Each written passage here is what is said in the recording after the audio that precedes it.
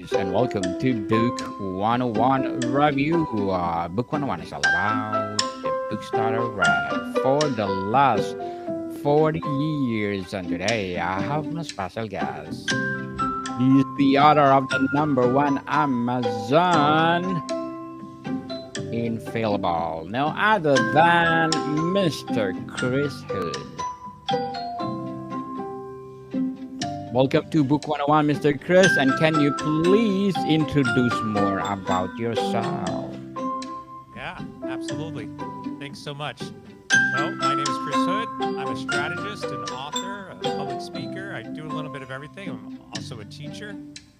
And so, for the last 30 some odd years, I've talked about customer centric cultures within organizations and bridging the gap of technology to help meet your consumers' needs. I've worked for companies such as Disney and Google, and now I am just launched my newest book here, Infallible, and making the circuits and talking to people about the changes that AI has had on our consumers' behaviors. So, Mr. Chris Hood, thank you so much for sharing your talent to the world. So, what is the central thesis of Infallible? So, Infallible takes a look at what I'm calling the ideology of artificial intelligence and how that is impacting businesses. And so, if we look over the course of, say, the last 3 years, definitely the growth of AI, the hype around AI, and the desire to use AI across business has really changed the way that businesses are operating, but it has also changed how consumers are engaging with those businesses. And most people are looking at AI as being beneficial from an internal perspective, say process improvement type of or data analysis. But not many of them are actually looking at the long term impact of how AI is changing how their customers want to engage with them. And so this book goes through the process of exploring all different types of artificial intelligences and comparing them against human intelligences and looking at how those all impact different areas within a business that are responsible for customer success or customer satisfaction. Mr. Chris, congratulations for being 4 weeks now number one on Amazon. How does it feel? Yeah, it feels great. I'm happy that people are picking it up. I'm happy that people are enjoying it. Reviews have been very good so far. So, yeah, it's going well. Yes, indeed. So, how do you define, or how will you define the ideology behind the artificial intelligence? Well, this ideology is really rooted in a misunderstanding of what artificial intelligence is. So, if we think about how we have learned about artificial intelligence, usually people have picked that up from the movies. And so, our understanding of what artificial intelligence is from sci fi, things like Star Trek, the movie Terminator, war games. And then recently, the media hype, as well as investors and large tech providers, are all pushing artificial intelligence. So now people feel like they have to use it because everybody is talking about it. But the problem is that creates a belief system, which is what I call the ideology, in a technology that actually isn't capable of doing everything that people believe it can do. So, for example, if we look at the Terminator, which is robots come and take over the world and enslave humans, we are seeing a lot of reports out there about, well, I'm going to lose my job to artificial intelligence. Well, that's not really necessarily the case. There may be changes to how we do business, but they're taking that belief of what they've heard or what they've read, whether it's in movies or the media or in the news or online and social media, and then they believe that that is reality. But where we actually are today, with the technology and where the technology that they believe we are, there's about a 7 to 10 year gap. And which means that everything that people believe is actually happening or that AI is capable of is still, another several years away. And that creates this artificial belief system that people get behind. And that's the real problem that I outline in the book. And people are panicking. Yeah. Yeah. So, Mr. Chris, in what ways does AI influence consumer purchasing decisions according to the book? So I think everybody is probably well aware of, we'll call it traditional use of artificial intelligence in the purchasing process. And that's in ways that you probably don't really recognize or you might have heard about, which are things like when you go shopping on Amazon and Amazon then provides you with a list of recommendations. Those recommendations are coming from some level of artificial intelligence or machine learning that is processing various types of behaviors and coming up with an algorithm that will present you with what it feels that you are interested in. The same type of technology is being used in Netflix. Like will see all of the different shows that it's recommending to me. But there's also a lot of other areas that we are using AI, such as in ordering systems, like Starbucks has recommendation engines, or when you are typing something in, say, Gmail, or even inside of your telephone and you're typing out a word and it says, do you mean this word? Or do you want me to complete the sentence for you? Those are all forms of intelligence that are operating and we are aware of. You might not be fully aware what's actually happening behind there, but we're also not calling this like recommendation engine powered by AI. Now, on the flip side, we are starting to see that AI is being imposed on consumers. I use an example in the book of Taco Bell.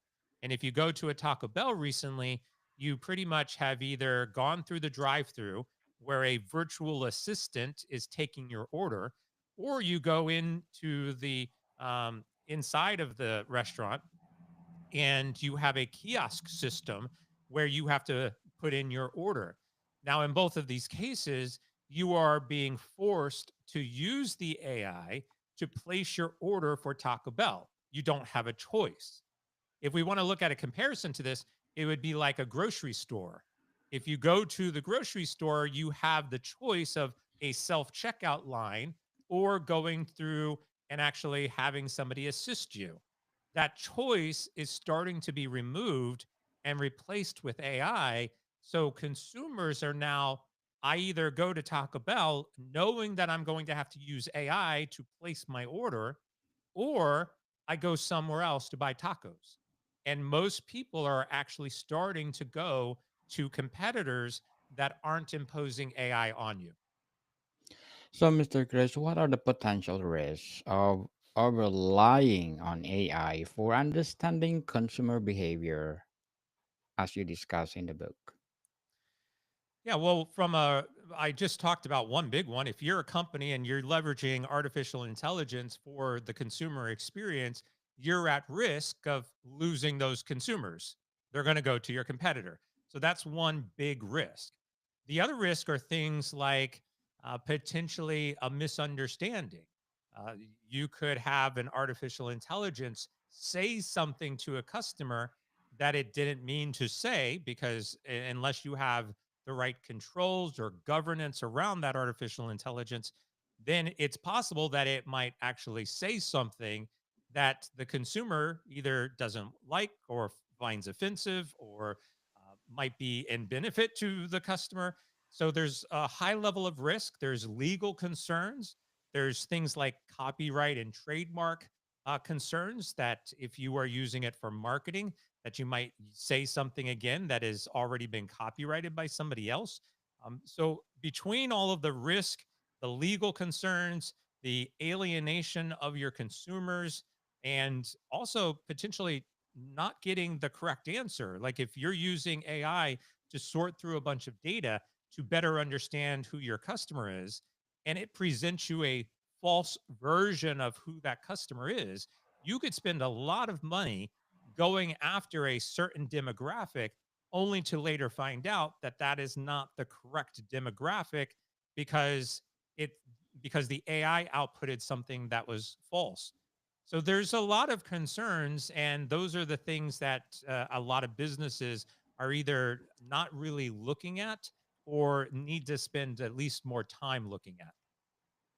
So, Mr. Chris, how can businesses balance AI driven insights with human centric approaches to maintain authenticity? Yeah. So if we continue with the example I just gave, let's say we ask artificial intelligence, we ask for an output of a consumer demographic to conduct a marketing campaign. Well, it would make a lot of sense if somebody actually validated that.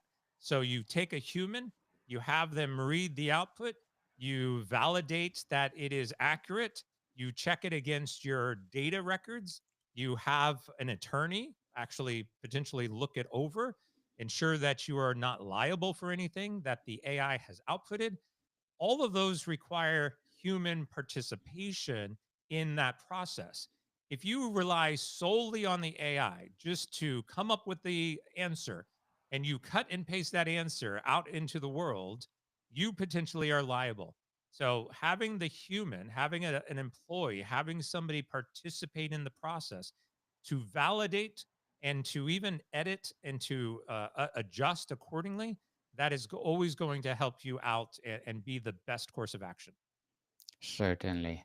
So, what the real world examples did you provide to illustrate AI's impact on customer behavior? Well, I use Taco Bell as one, right? Like right now, you go to Taco Bell and you are being forced to use AI. And I think there's some interesting case studies in that example because right now, if I go into a Taco Bell, they have less employees actually working because now you're not actually going up to the counter, you're using a kiosk. And yet they're also increasing the prices. So if the argument was, well, we're going to use AI so that we can decrease our own expenses, but we're not going to carry that over to the consumer, well, that's an issue. And I think there's a lot of people out there that would not like that.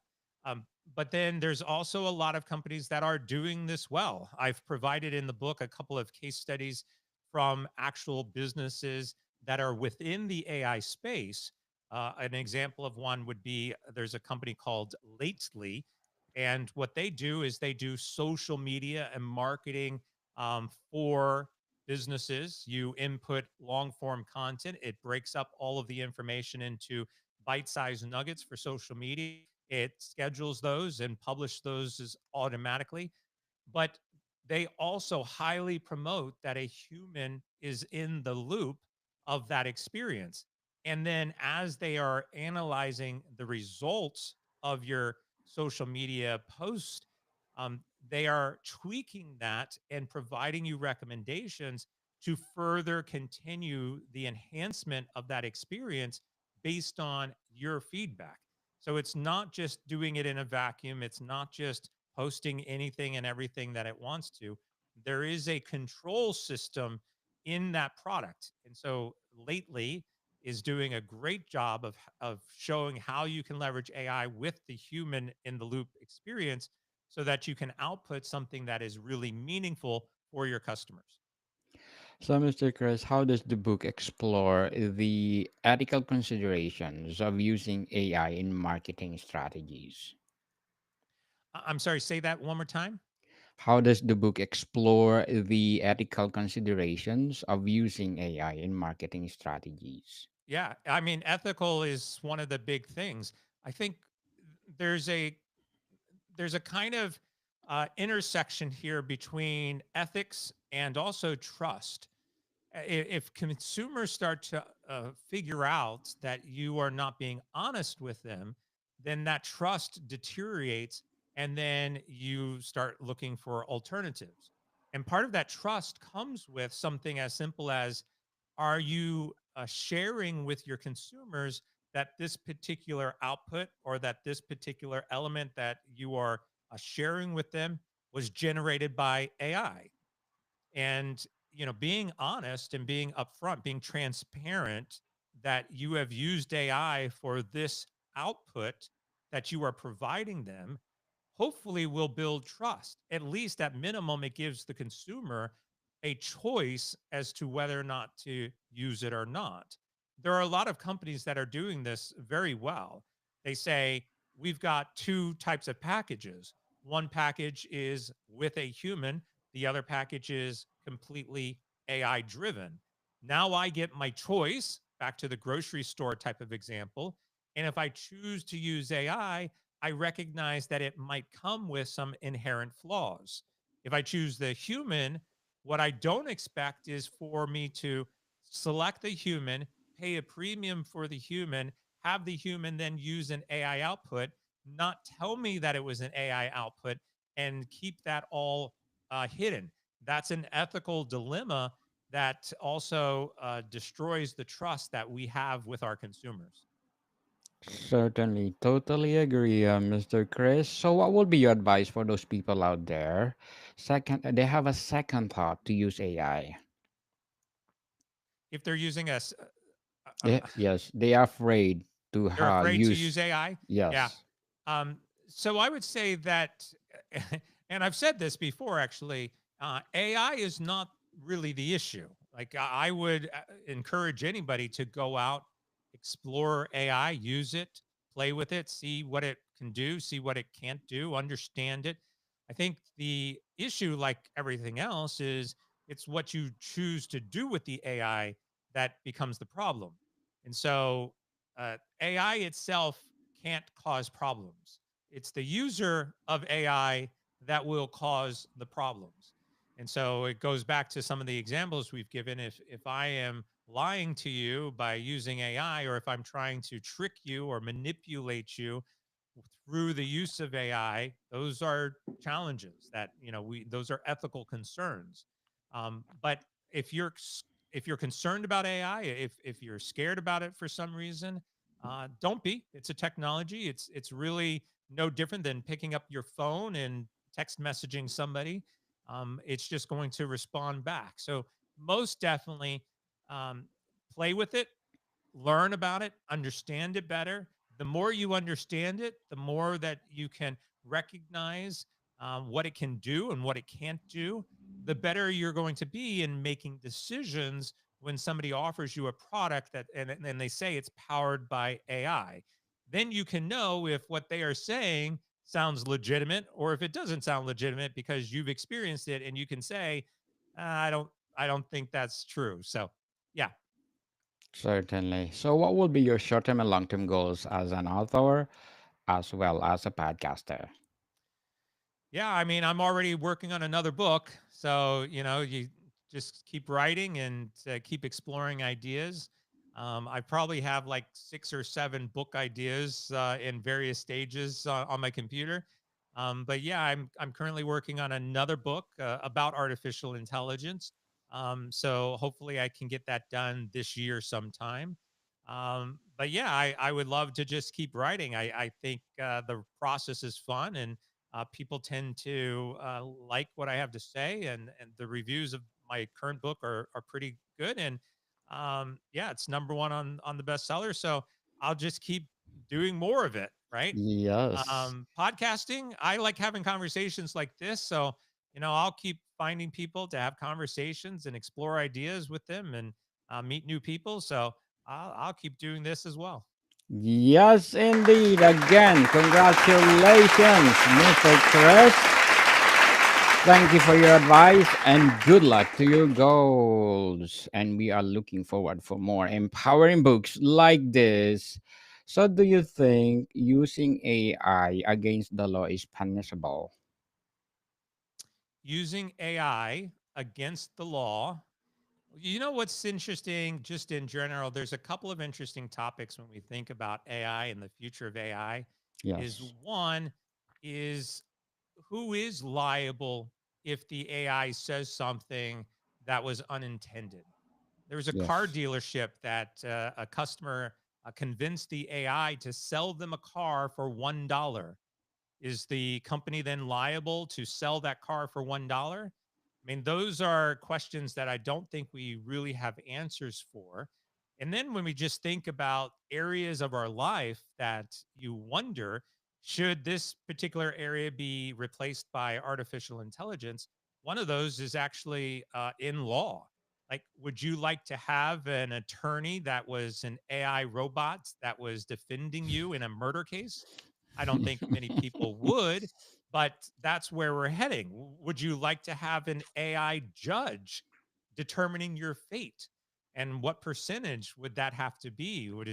Is it 50.1% and you're found guilty?